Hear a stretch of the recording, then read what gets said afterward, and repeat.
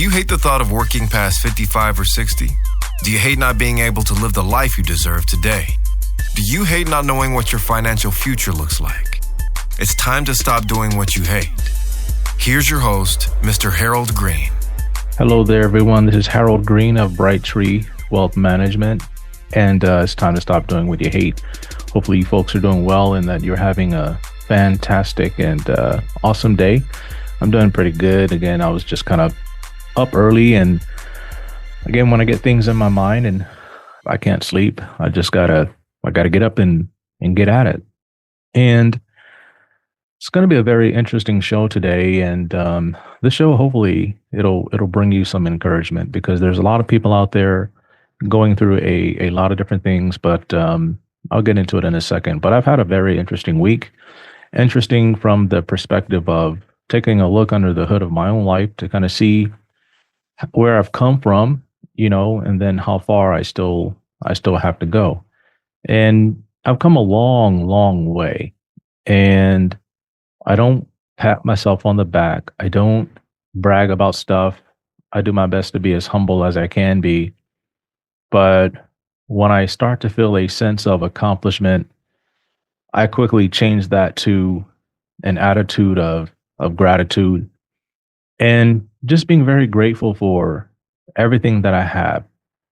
And I was talking to a client on the phone the other day, and she probably doesn't listen to my show because that's just like not her thing. She's really low key and just kind of minds her business and methodically goes about her life. But I'm not her only financial advisor.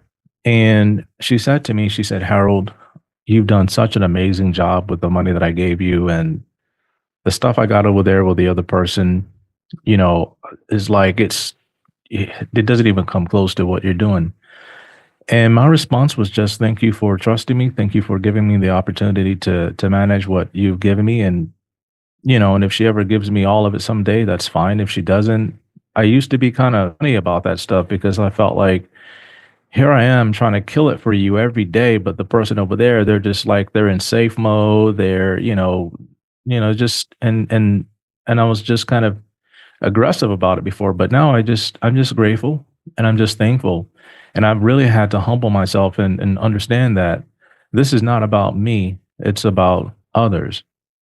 And one of the things about my week was, it was also a bit of a sad week on a couple of fronts, which I won't go too far into. However, I'll tell you this. I was out and about, and I looked into the world, and I saw suffering. Everyone seems to look happy on the outside, but inside, you can tell, you can just see it in their eyes. Although they were smiling, you can just kind of see it in their eyes that they had something going on. Everybody was seeking for something, but it just seemed like they couldn't find it. And as I pondered this, it came to one simple conclusion. And I asked myself, how did I even get here? How did I get to where I am right now? Like, with what I have and what I'm doing and all the people that I'm helping, how did this happen? And the answer was quite simple. And today's going to be a foundational show. And usually in my foundational shows, I talk about the Bible, I talk about God, because that is my foundation. And if you're a Christian and a believer, hopefully that's your foundation too. But it's Psalms 34 and 4. And verse 4 said, out of the Amplified Classic Version, it says, I sought, inquired of the Lord, and required him of necessity and on authority of his word. And he heard me, and he delivered me from all my fears. And today's title is to seek or to settle. Are you going to seek, or are you going to settle? Are you ready? 1, 2, 3. Let's not settle, but seek. Let's get it. No, the choice is going to be yours, right? And I forgot this group. I think it's the Black Sheep, and they had a song, "The Choice Is Yours" or something. It said you can either get with this or you can get with that. And I'm always seeking. I'm seeking how to do better for my clients. I'm seeking how to do better for my family, how to do better for myself, the God I serve, and those that I just may happen to meet by chance or otherwise, And my mission is two-pronged. Number one, I want to help get people from the 97% to the 3%. And then number two, I want to share with them God's love and the fact that He's available for them as well. And to show them how to properly seek what's available to them. And I know this is a financial show, but I'd like to share the secret to accomplishing your wildest dreams, if I may.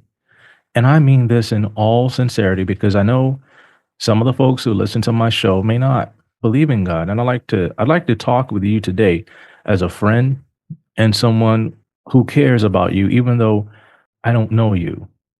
And one of the things that I've learned along this path of becoming successful or semi-successful or whatever people consider me, you got to be kind. And I think that's what's lacking in this world is people are not kind. They're selfish and they're mean. It's all about them and what they want and how they're going to get it. But you got to be kind.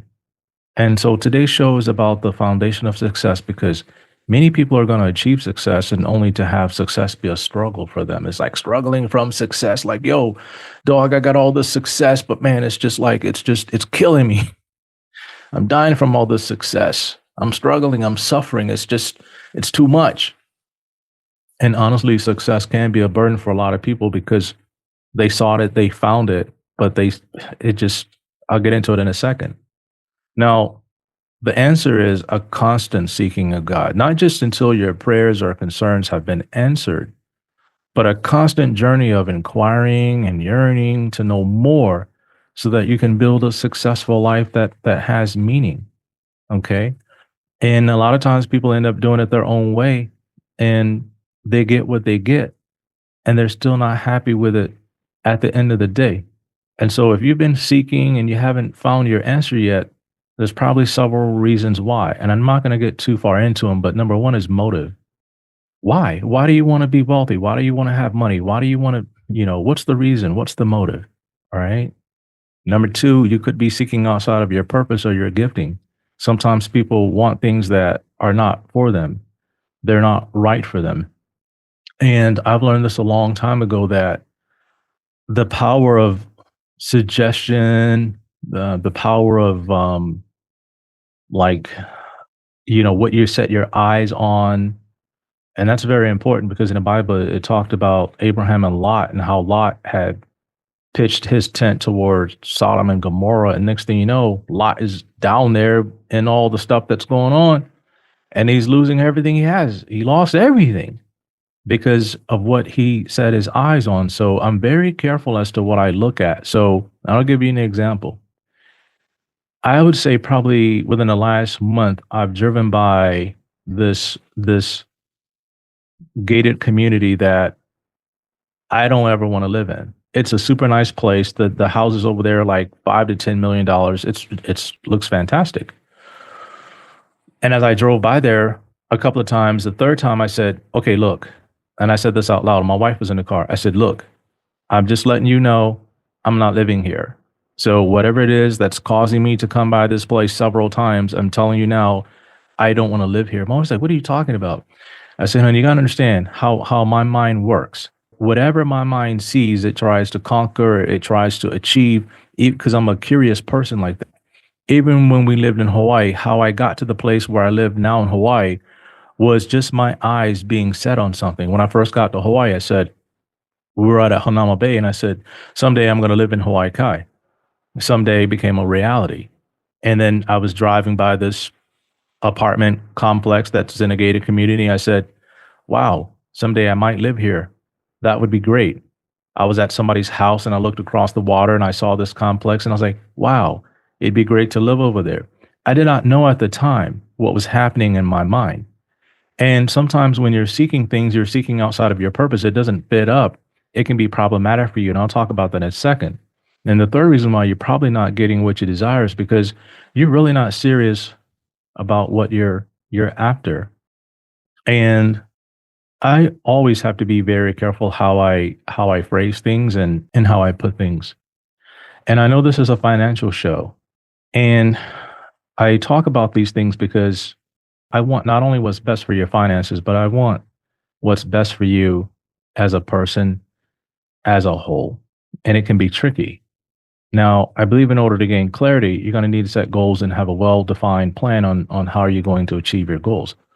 You got to be focused on the actions and not the results. You take the proper action, you're going to get the right results. Now, this whole business of seeking can get complicated because, we're all different.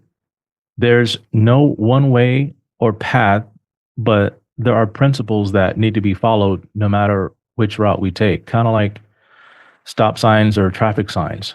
I don't care which route you take to get to the stadium, but there's traffic lights that you need to stop at, there's stop signs that you need to stop at, there's yield signs that you need to yield to. But if you don't pay attention to where you are going and you follow the rules on that path, you're going to cause problems. And that's why I believe in God, so that he can show me the stop signs, the yield signs, the fork in the road signs. I see that through reading the Bible. And a lot of people that are Christians, they spend very little time in the Bible at all. And I think that's to your own detriment. Why? Because people don't understand what they're reading. And the reason why I think some people don't understand what they're reading is because it doesn't jive with them, and I used to be like that. But again, I was struggling and I was serious about getting my situation on track. I was serious about getting my life on track. And then once I did that, I became very serious about getting things right for other people. And this is serious for me. And we're going to get back to finances here for a moment. But I want to ask you some serious questions.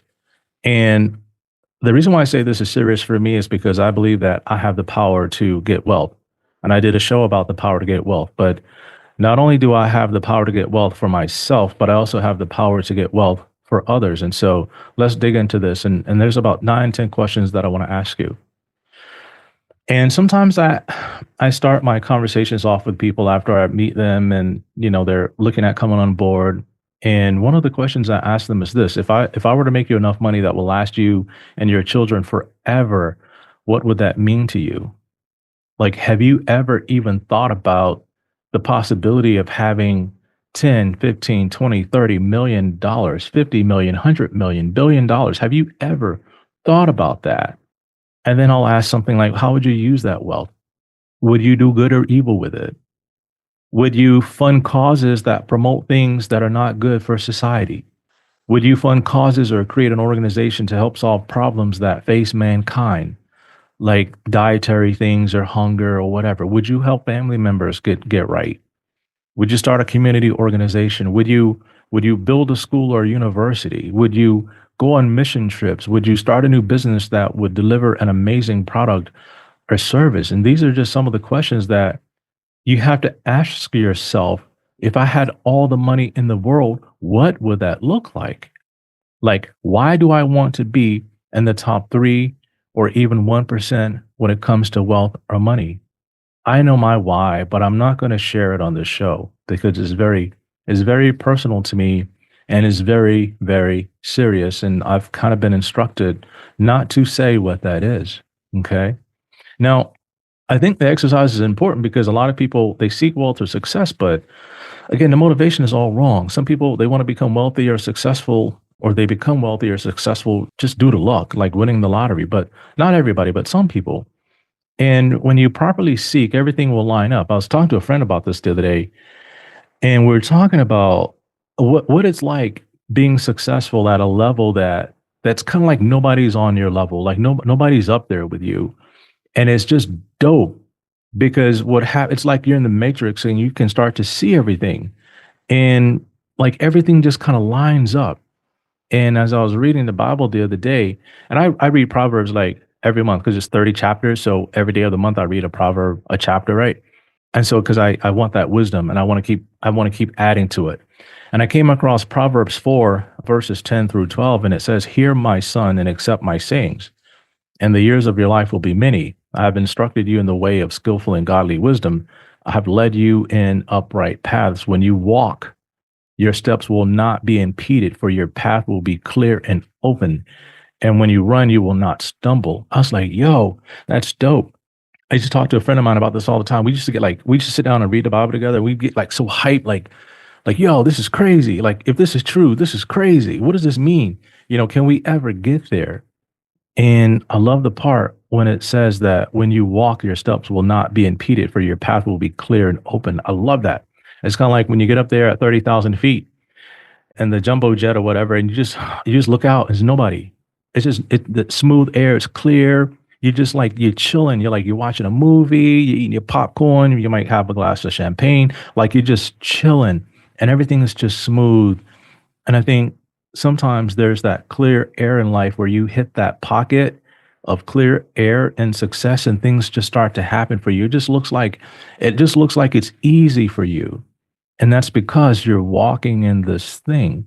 And the AI explanation says this the verse means that the way of wisdom is safe and that wisdom keeps people from stumbling. The book of Proverbs uses the metaphor of a path to refer to life and says that ungodly attitudes creates a dangerous path. And that is true. That is very true. I've found myself in situations like that where I've chosen wrong paths because I had kind of like the wrong attitude. But seeking is hard. It requires constant diligence. You got to get up early. You got to stay up late. And it comes at a cost. You may lose friends. You may lose people that are close to you. And I'm going to get into some examples here, but I need to put out the statement because we're going to talk about investments because they do carry risk of loss. And past performance is no indicator of future results. And if you're going to invest money, you got to do your due diligence. Okay. Now, I'm going to give you an example of somebody who was seeking. And this has occurred on several occasions. So if you're listening to my show and you may fall into one of these situations, this is just a typical thing that happens to me all the time because people are referred in to me, but they never come. I have clients in Hawaii and all over that constantly refer people in. It's like, did so and so call you? Like, no. I told them, I'm gonna tell them again. I said, you know what? Look, don't pressure them because I don't want them to come on board because you force them to, because that's not going to be a happy situation. It can be good sometimes and it can be bad. All right.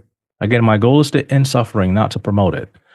No, people don't come in. They're seeking better returns, a better way of handling and growing their wealth, but they don't make a move when they find out what it's going to cost them or what they're going to have to give up. And I had a client who he wouldn't move all of his money to me due to him having a close friend as his financial advisor. All right. This happens a lot. They spent a lot of time together. And although I did well for him in a short period of time that he gave me some money to invest, I think he had money with me less than a year and he gave up and left. I think it was because of what he was told by his friend. And I was kind of shocked because it's kind of like, you're telling me you want to accomplish all this stuff, but then when we get started, we have some success, and then you bail on me. Like, what is that? Do you really care? Are you seriously seeking what you say you're seeking, or you're just testing something out? And on the other hand, I had a client who had a brother as the financial advisor, and they came to an event of mine, and then they came to the office, and I said, "Who's your financial advisor?" And they said, "Oh, my brother." I said, "Well, did he put together a plan to get your child through college?" They said, "No." I said, "Well, you see him all the time, right? Did you ever ask him, like, hey, how am I supposed to pay for college?"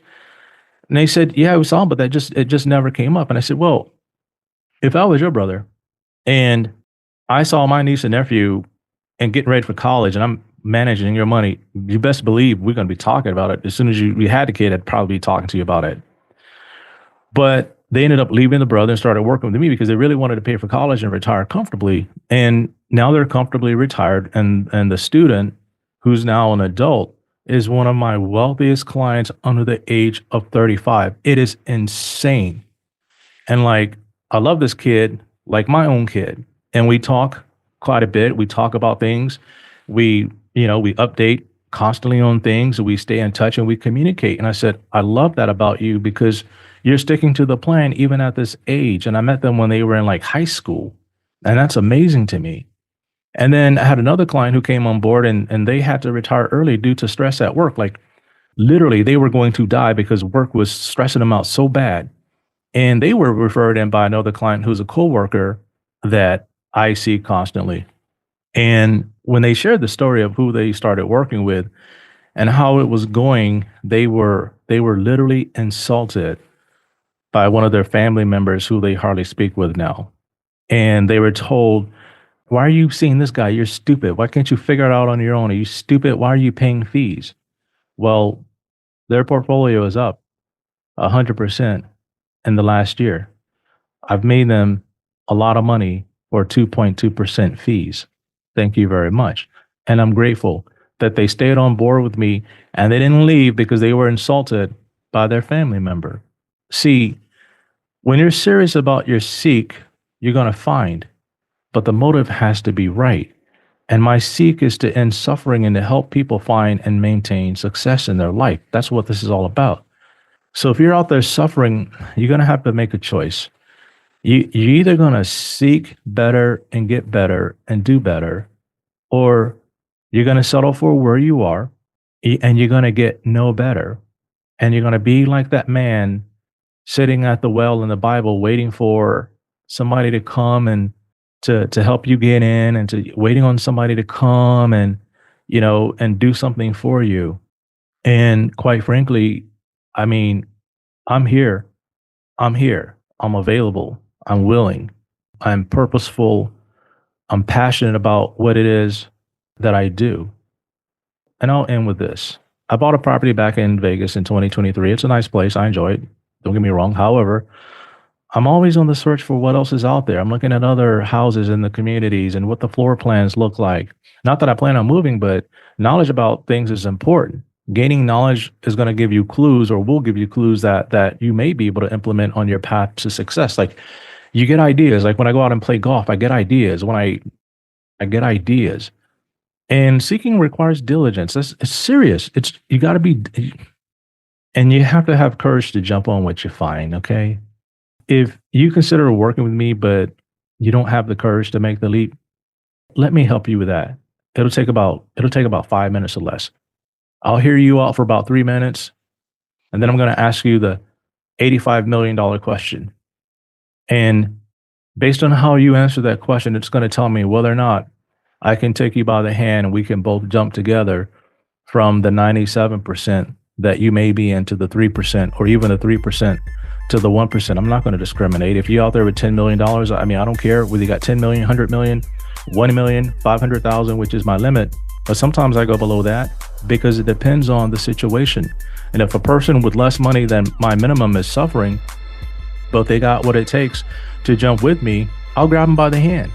But as soon as you start fighting me, I'm going to let you jump. I'm going to let you jump back to where you were, and then you're going to keep suffering back where you were, because I know that's the situation. I know what that looks like, because I've been there. I had to jump before and I got scared, and I jumped back, and then I suffered until one day I got the courage to make that final jump, and I never looked back. So I want to thank you for tuning in to today's show. You know how to get in contact with me if you need to, 808-521-4401. You can look me up on the website. Check out the 3% part of my website. Listen to those shows. And then let's just get at it. Be bold, be confident, be courageous, and let's make this work. And so until next time, everybody, 1, 2, 3, let's get it. This is thepodcastfactory.com.